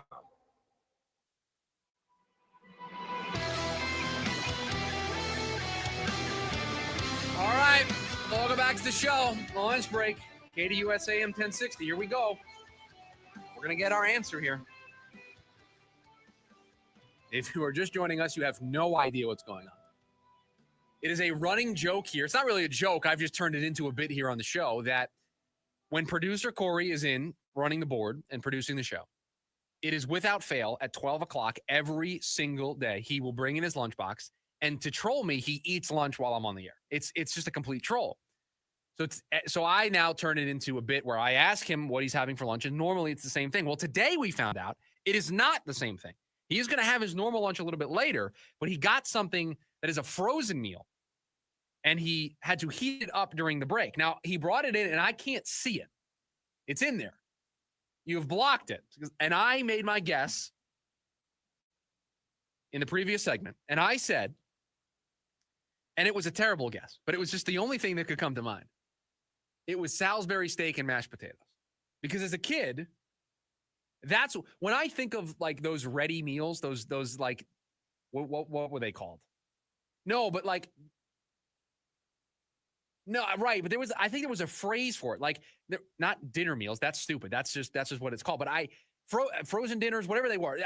Salisbury steak and mashed potatoes is just the picture on the box. Like, I can see it now. I haven't had one in 15 years. I can very easily picture that box. So that's what came to mind. And so that was what I guessed. I don't feel great about it. So if you'd like to, Producer Corey, reveal to the audience what it was that you have had today. Okay. Now, wait a minute. Now, okay, this is bad for the radio audience, but I don't care. Can you hold it up and show me what it looks like?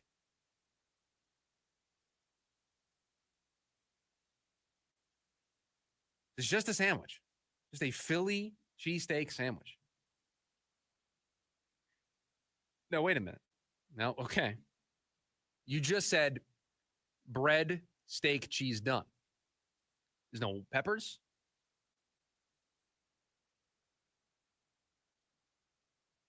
Now, I will tell you, I'm good with that. I am a meat, cheese, bread guy. I don't need, you can keep the lettuce to yourself. You can keep the tomato to yourself. You can, like the BLT, I just want the B. I just want the bacon. You can, the L and T, that's for you. You can have that. I don't want lettuce, tomato, onion.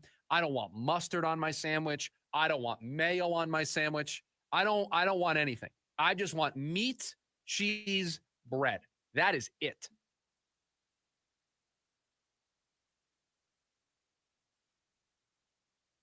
See, no, I don't need that either. Meat, cheese, bread. That's all I need. Now, you tell, like, so I'll take a good sauce, right? A Chipotle sauce. Yeah, right. A grilled cheese. I'll take some ketchup, right? I mean, I'm not, but your lettuce, your tomato, I'm good. I am good. No, I'm anti. What? Okay, let's do this. We're here. Let's have this conversation. Lettuce, in particular. What does it do for you? No, what does it do for you? It does nothing. No, it doesn't. The taste isn't stellar. The taste is nothing. No, there's no taste. You know what? That's a great analogy. The lettuce is the interior defensive lineman. Most of the time, you don't know who that is. Right. Lettuce, no thank you. Now, okay, I will give you this. Tomato, it at least has a taste. I don't like the texture of a tomato, so I'm out.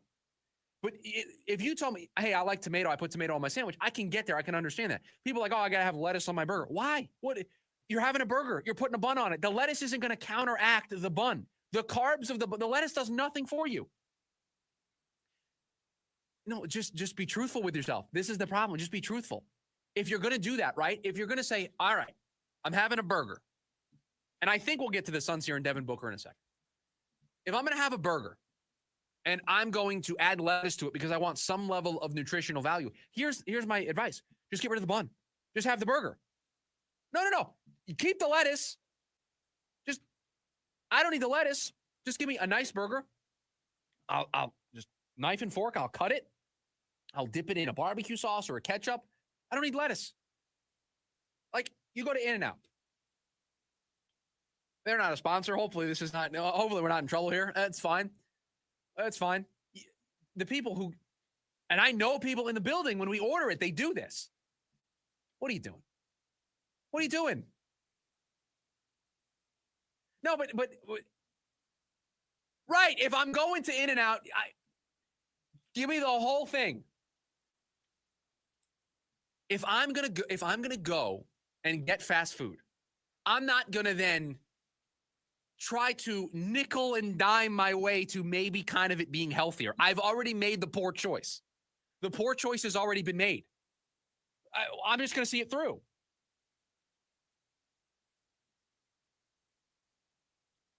Right. You're not getting high-quality beef.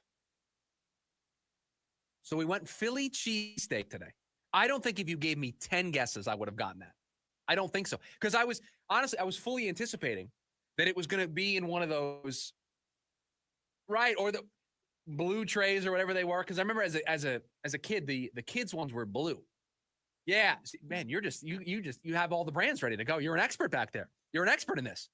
I remember that the blue container, you'd have like the chicken nuggets and then the corn, and then there would be that brownie that would get incredibly hot because you had to heat the whole thing for the chicken and the mac and cheese and the corn, but the brownie didn't need to be in there as long as everything else, but you just torched the brownie because of how long you kept it in there. That,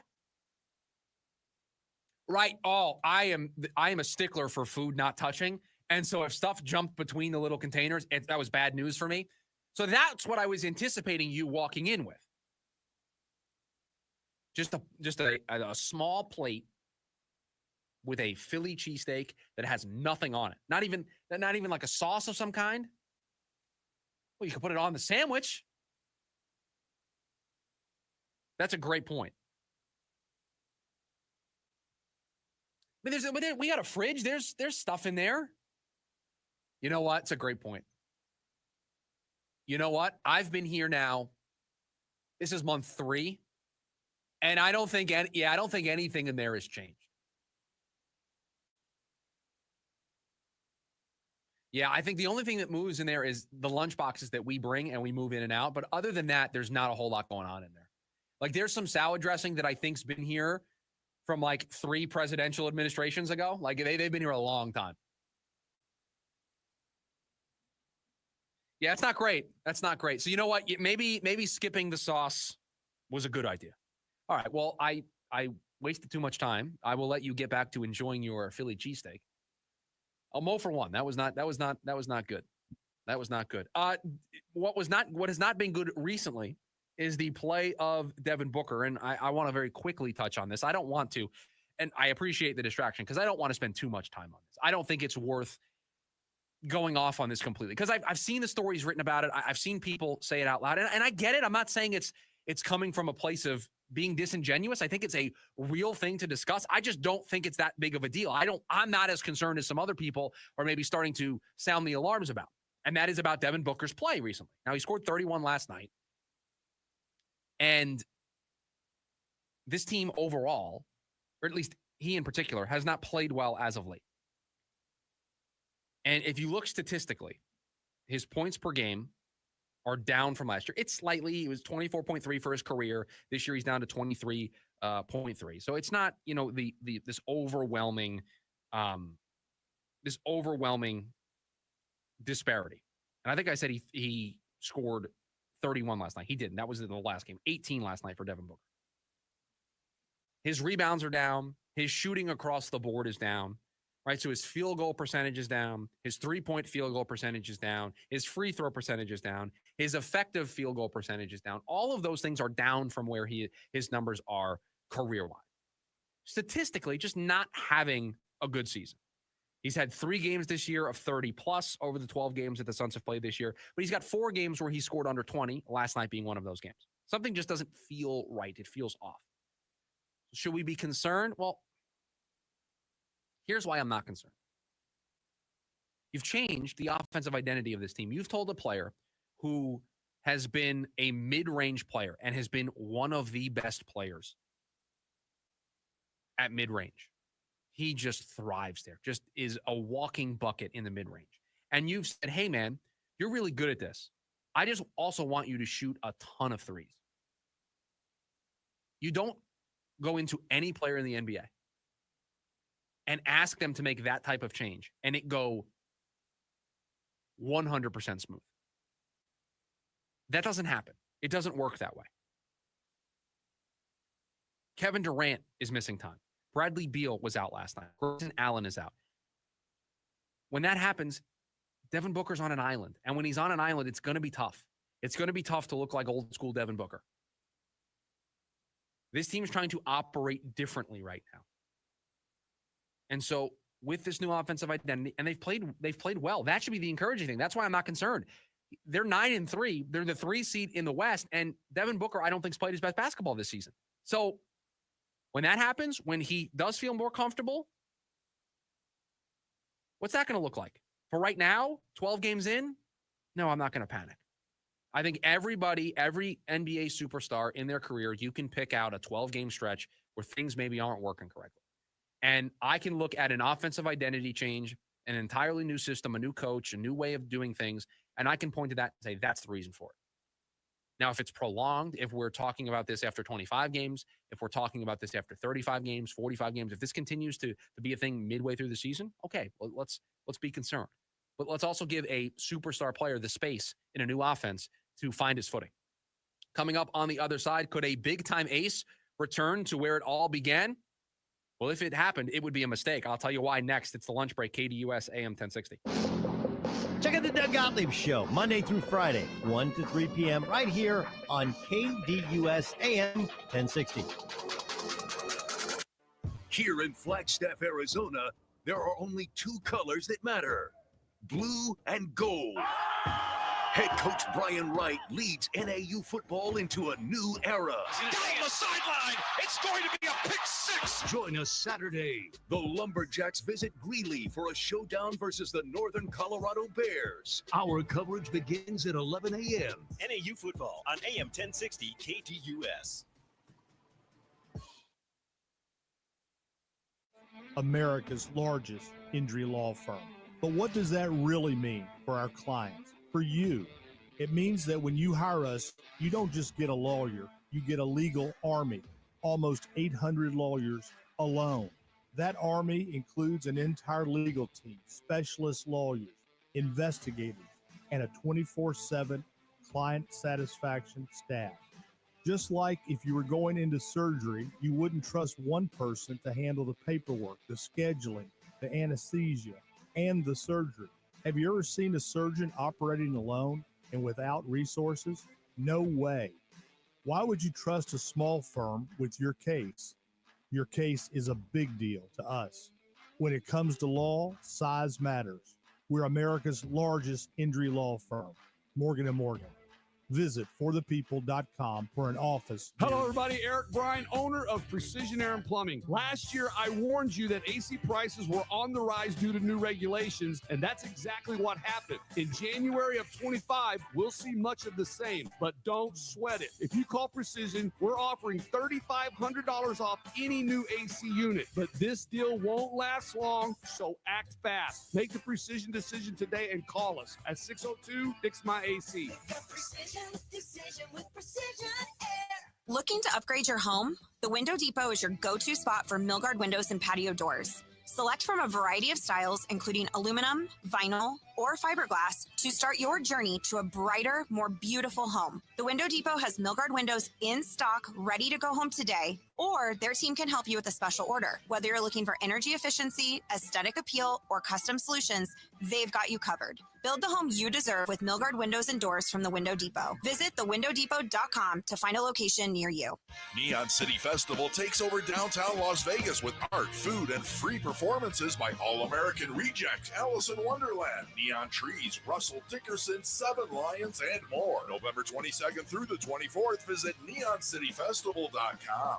Stop letting your bladder call the shots. Talk to Arizona urology specialists about frequent urination and take back control today. Arizona Urology Specialists, personal care for life's most personal issues. Visit ArizonaURO.com or call 602-887-2160. Bringing you the latest sports topics weekly right here on KDUS AM 1060 with me, the Doug Gottlieb Show, 1 to 3 p.m.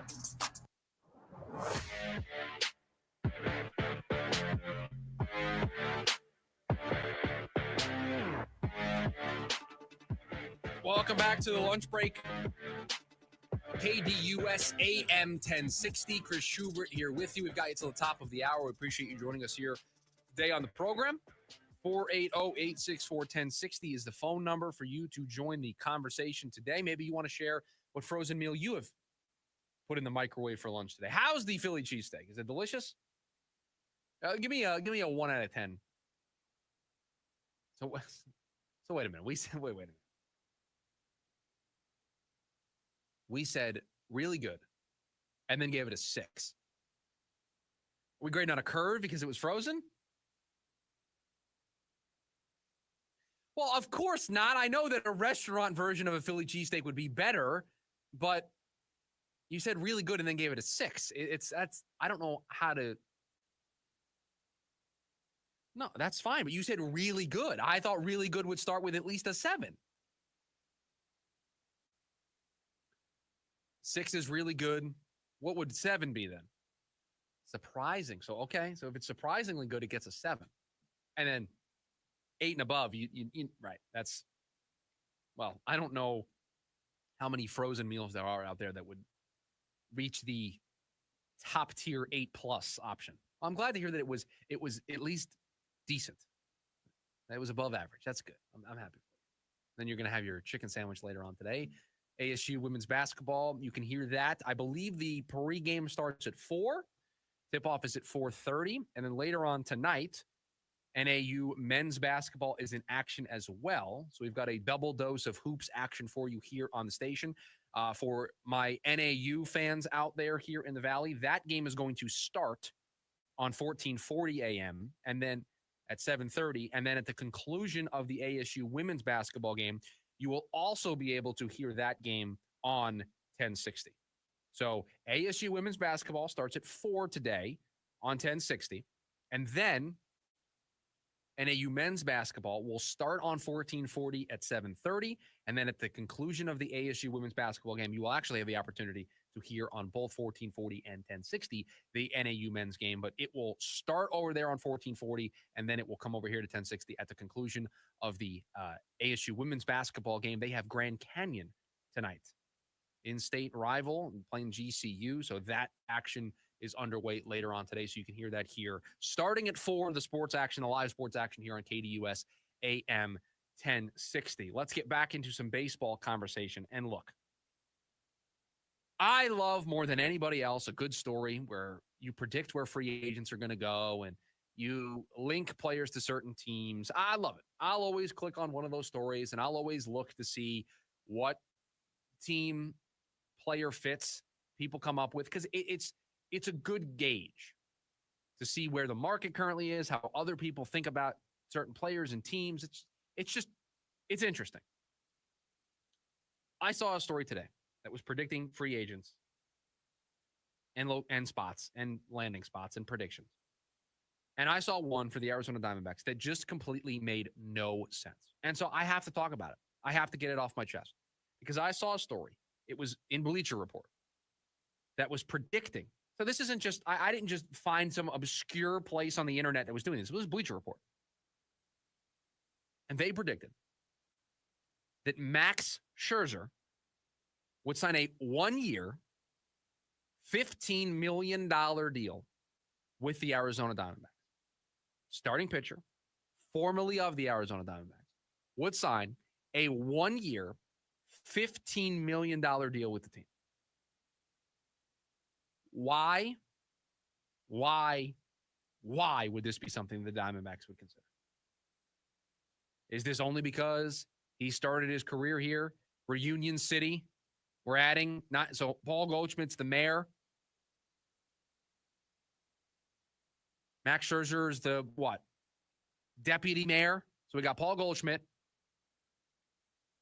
We've got Max Scherzer. Reunion City. This makes no sense. If there's one thing the Diamondbacks don't need to spend big money on, it's starting pitching. And $15 million is big money. Here's why. It is a 1-year commitment. When you pay somebody a 1-year deal, there's nothing you can do cash-wise to move that money around. You can't move the money around and pay him $12 million in 1 year and $3 million in another year, or split it up $7 million. You can't do that. When you sign somebody to a 3-year, $30 million deal, for example, against the luxury tax, it'll count for $10 million a season, but you can do whatever you want cash-wise. If the player wants to agree to 5 of the 30 in year 1, and then 10 of the 30 in year 2, and then 15 in year 3. If you want to structure it that way from a cash perspective and the actual dollars that you give out to a player, you can do that. When it's a 1-year deal, that's it. It's going to count for $15 million against the luxury tax, and you have to give out $15 million in cash. There's nothing you can do. There's no structure to the deal to free up resources. So that's $15 million of the Diamondbacks budget just gone, eaten up in one swing. On a position that I remind you, they don't need to spend big money on. Zach Allen's going to be due $14 million if he stays here, potentially in arbitration. Merrill Kelly picked up his option. The team did $7 million. You have Brendan Pfaadt, who's a cost-controlled pitcher. Eduardo Rodriguez is already signed to a long-term deal. Jordan Montgomery picked up his option for $22.5 million. You have big-ticket, big-money pitchers all over this rotation. Zach Allen, Eduardo Rodriguez, Jordan Montgomery taking up a lot of the money. You have Ryan Nelson, Brendan Pfaadt as your cost-controlled options. Then you have Merrill Kelly as a cheap option compared to the production that you're getting from him at $7 million. We spent hour number 1 of the program talking about the bidding war for Christian Walker. And we talked about how would the Diamondbacks be able to play in that space? Would they be comfortable playing in that space? If you do this and you eat up $15 million, you can't think about re-signing Christian Walker. You want to sign a high-leverage reliever? That's a better use of a 1-year, $15 million deal. Maybe overpay a reliever a little bit to entice him to come to Arizona over going to someplace else. We spent the last 2 days looking at the DH first base options for this team. That's a better use of the $15 million. All of those things. Sign a corner outfielder, DH, first baseman, high-leverage reliever. All of those are better uses of that $15 million. I'm still skeptical of truly what this 2025 budget's going to look like. I know what Mike Hazen has said. I know he said it's going to be in the same ballpark, plus or minus. I will believe it when I see it. I do not think that their total bill this year in 2025 will be more than what it was last year. I think it will be less. Will it be considerably less? I don't know. I think it will be a decrease from where it was in 2024. And so if it is going to be a decrease, we can't be spending $15 million on a reunion with Max Scherzer. And who knows? Why would he want to be here? There are plenty of other teams that on a 1-year deal would be better fits for Max. Reunion in Detroit, maybe going to Houston. When you start talking about 1-year deals, almost every team would be interested in a 1-year deal for a starter. He's not the pitcher that he was in his heyday, but a 1-year deal, every contender would be interested at that price. So it's fun to say, oh, the Diamondbacks, a reunion, go back to the place where it all started. Great. Do we know Max would want to do that? And again, why would the Diamondbacks, where no matter what you think about this financial situation for 2025, maybe you're on the other side of the coin from me. Maybe you think they are going to spend close to 2024 levels. Maybe you think they're going to surpass 2024 levels. You might be right. But even if we take that at face value, they still don't have oodles and oodles of money to throw around. And you're going to take $15 million of it and throw it at Max Scherzer? It just doesn't make any sense. If you're going to spend on a starter, you're going to spend at most $5 to $8 million on a back-end innings eater type guy. It's not what Max Scherzer is going to command. You're not trading Jordan Montgomery to free up that money to then take on an older, recently injured Max Scherzer. That's not what you're doing. You're not doing these creative moves to then go around and just sign Max Scherzer. You're not going to do that. Why would that be in the plan? So it's nice to talk about Reunion City. It's nice to talk about the idea of Max coming back to where it all started, where he started his career, although he really kind of reached his apex when he was with Detroit. This just doesn't make any sense. Diamondbacks this offseason have a laundry list. Decide what you're doing with Christian Walker. If not, pivot. Find a DH. Probably look at the corner outfield market to check that box and get a high leverage reliever. Those are the big ticket items for this team. Now, if an opportunity presents itself that is going to come in cheaper than originally you thought the market was going to be, we explore those. We answer phone calls. We see what teams are offering for Zach Allen. We answer every phone call in the offseason. And there might be a creative way for this team to improve that we're not thinking about right now. But the laundry list, the shopping list for the Arizona Cardinals in 2025, you know what it doesn't include? Spending $15 million on Max Scherzer. It doesn't include spending that type of money on a starter. It includes trading Jordan Montgomery to free up money. It might include trading Zach Gallen to free up money.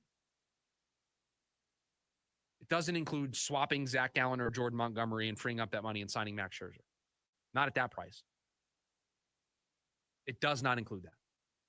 This team has other more pressing needs. If there's one thing, their rotation is a position of strength. Their rotation is the thing they're going to get calls on this offseason. That's the area where teams are going to try to acquire from the Diamondbacks. So if they do trade a couple of names from that list, then maybe you start to entertain it, but not right now. You don't entertain that right now. The list is simple. We've given you the roadmap all week. DH, corner outfield, first base, high leverage reliever. Those are the markets that the Diamondbacks will be playing in. And then they'll add some relievers on a minor league deal. They might add a depth starter or two. That's it. That's what the Diamondbacks are going to do this offseason. They're not going to play in these waters. Coming up on the other side, we wrap up this edition of the lunch break. It is the leftovers. We'll do it next. KDUS AM 1060. Hey, Phoenix, Doug Gottlieb here. I'm bringing the best sports talk weekdays to you, 1 to 3 p.m., right here on KDUS AM 1060. Breaking news, and this one is almost unbelievable. Yeah, it's all about new customers at Bet365 because they get $150 in bonus bets when they bet $5. And even better, bonus bets can be used on the spread, totals, and player props. There you have it. Bet $5 to get $150 in bonus bets. And see why. It's never ordinary at Bet365. Gambling problem? Call 1-800-NEXT-STEP. 21 plus only. Must be physically located in Arizona. Terms and conditions apply. We're Phoenix Rescue Mission, the Love Your Neighbor people. Right now, many of our neighbors are hurting across the valley. Trapped in cycles of addiction, trauma, and homelessness, our neighbors are in need of love. We know that loving our neighbors helps restore hope and transform lives here in the valley. Find out how loving your neighbor changes all of us for the better at phoenixrescuemission.org/loveyourneighbor. Teeth are amazing. That's why at Affordable Dentures and Implants, they believe it's time the world sees your smile. With new financing options available, you don't need to wait to get your smile back. 6 practices in the Phoenix area open to serve you. Schedule a free new smile consultation. Call 1-800-DENTURE or visit AffordableDentures.com to find a location near you. Services provided by an Arizona licensed general dentist. Affordable Dentures and Implants. Go ahead and smile. Go ahead and smile.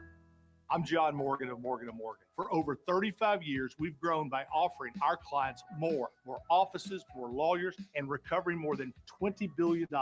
Injured? The choice is easy. Morgan & Morgan. Visit forthepeople.com for an office near you. This fall, choose Primavera Online, and you'll be choosing a school with flexibility, personalized support, and an award-winning curriculum that's over 20 years strong. Now enrolling grades K-12 at chooseprimavera.com. Catch the Doug Gottlieb Show weekdays from 1 to 3 p.m. right here on KDUS AM 1060 and online at KDUS1060.com.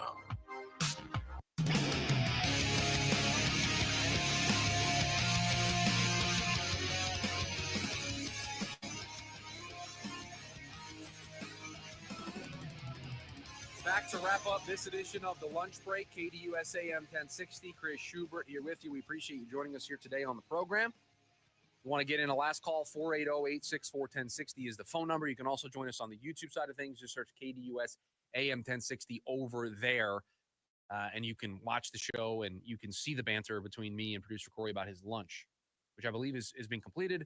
I believe the chicken sandwich will wait for later when he is working the ASU women's basketball game. I believe that is correct. Okay, so that's fantastic. I am already planning with a lot of lunch talk here today on the show. No surprise considering the name of the show. And it's just made me even more hungry than I already am at this time. So I apologize in advance, producer Corey. The moment that you tell me I'm clear and this light goes off, I'm leaving to go get lunch. So I'm out of here. I am gone. I'm going to get lunch. I'm coming back. I got other stuff to do, but I am going to go leave and take my lunch break and then go enjoy some lunch here after the show. It's the leftovers which there are none left of the Philly cheesesteak, no leftovers of that, but there are leftovers here on the show, all the stories that we didn't get to. And let's start with what is a Thursday night football game. And I guess we can lead this into a discussion of the Schubert Six, which, by the way, we're struggling right now with the Schubert Six. We are around 500. And I got to tell you, it feels like a grave mistake that we've made by trying to make 6 picks every week. I did it because I like the alliteration of the Schubert Six, right? That was the whole idea. Right. Well, and then just every week you just lose 3 picks and you go 3-3 every week. It gets a little frustrated. So we're not going to pivot. We're not going to abandon the plan. We're just going to get hot here this week. And so are we going to make a play on Thursday Night Football? That's the question. And this is not great radio because I should normally go in depth more. No, we're not making a play on Thursday Night Football. It's not happening. No, I'm not touching this game. I'll watch the game. I will enjoy the game. It's a good Thursday game. This is not Giants, Panthers, 9:30 in Germany. This is a good football game. This is Commanders, Eagles with the NFC East on the line tonight. This is a question of, can the Commanders bounce back from a tough loss to the Pittsburgh Steelers on a short week, their first short week with Jaden Daniels? This is a question of, are the Philadelphia Eagles for real? There's a lot of this game. I don't want anything to do with it.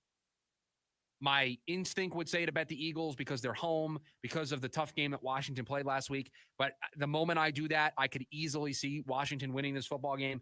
And so when I can easily see both sides of a bet winning, and it's like clear that it could happen, I'll stay away. I'm good. I'm very much okay with sitting this one out. It just means we have to make 6 picks tomorrow on the show. We're not going to bank 4 points like we did last week. Thank you to the Cincinnati Bengals. We're not going to do that. And look, this is an important game. We joke about Thursday Night Football a lot, and we joked about Giants-Panthers quite extensively on both the Friday and Monday show, last Friday and this past Monday show, of why that was the game we gave to Germany. But the Thursday games have been good the last couple of weeks, and this one's no different. This one's really important because the Commanders, they lose this game, it'll be a bit of a slide. It'll be a bit of a losing streak. It'll be 2 in a row. It'll be a close loss to the Steelers, a tough loss to the Steelers, and then it's a loss to your division rival. And so it could be the first bit of adversity that this team faces this year with a head coach in his first year there in Dan Quinn, right? Has been a head coach in the past, but his first year there in Washington. Cliff Kingsbury, his first year there as the offensive coordinator.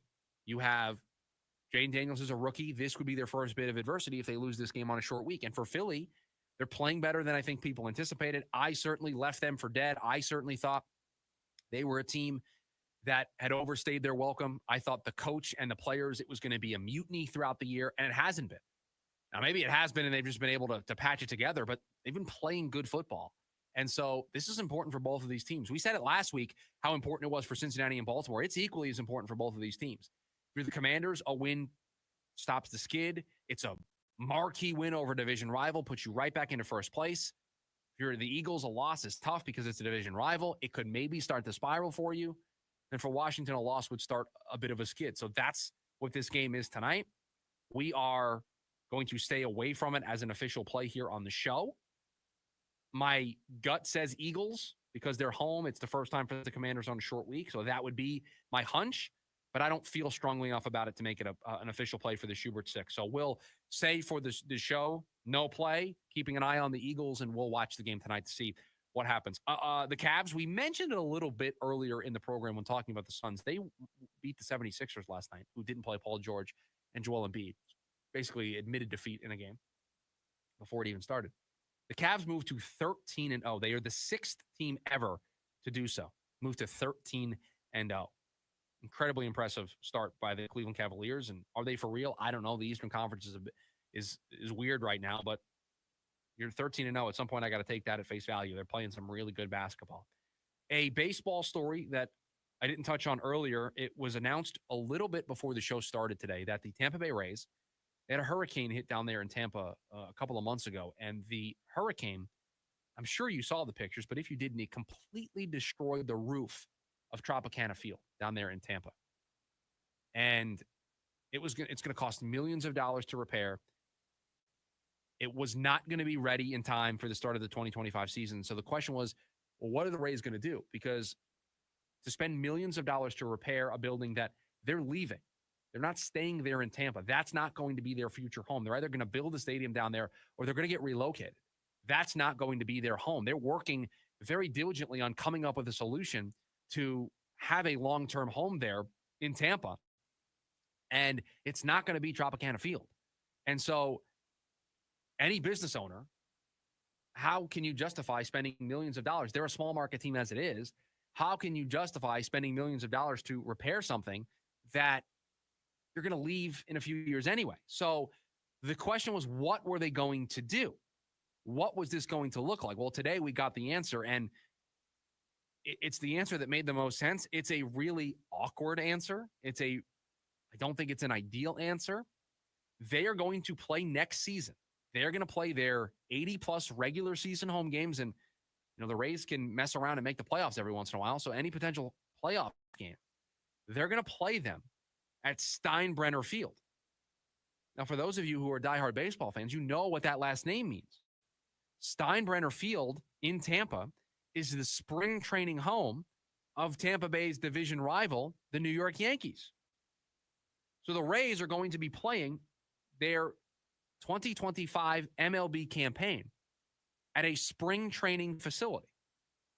I guess it's somewhat of an upgrade over a minor league facility because it's the New York Yankees. You know that there's investment into that field, into those facilities, but it's still a spring training facility. It still has a limited capacity. I'm going to very quickly look up. I didn't look this up before the show. I'm going to look up what the capacity is for Steinbrenner Field. Oh, let's start here. Let's do this. Tropicana Field. What do we think the capacity of Tropicana Field is? We're going to click on the Wikipedia page. So it has had multiple different capacities over the course of its tenure there, which is very weird to me. But its current present capacity is 25,025. So Steinbrenner Field has a capacity of 11,026. Now wait a minute, because that's a fair reaction. It's less than half, right? But Tampa Bay wasn't selling out all of their home games. So you would have to think that if they're going to get, let's call it 10,000, they were getting 10,000, if they were getting 50%, and I don't know. Well, let's look up more stuff here live on the air. Let's look at MLB attendance last year. Well, I don't know. Could you really do that? Could you really do that? Could you move to a lesser facility and then increase? I just don't know. So Tampa's average attendance last year for their 81 home games was 16,515. That's their average attendance.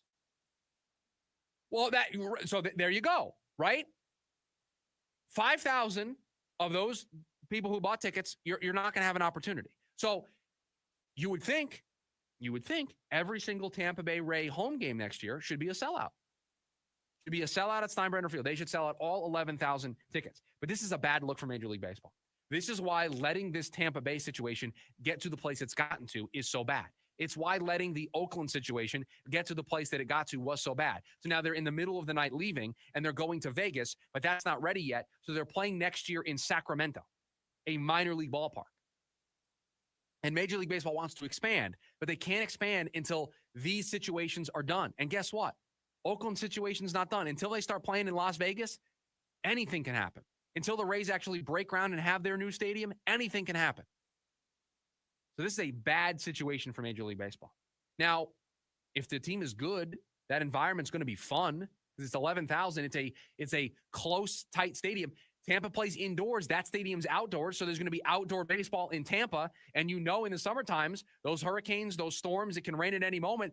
That's something that we're going to have to keep an eye on as well. So it's not, there's part of me that goes, oh, that's going to be cool for 1 year to play 11,000, capacity. It's going to be sold out. It's going to feel cool. It's going to be outdoors. And then there's part of me that goes, how many rainouts are they going to have? If they stink, that stadium is going to be empty. And as somebody who's a diehard baseball fan who loves the sport, they have to figure this stuff out. It is a huge problem. Producer Corey, thank you for all that you do here to make the show work. To all of you listening, we appreciate you joining us here on your lunch break. We'll be back again tomorrow. Everybody, make it a good rest of your Thursday. See ya.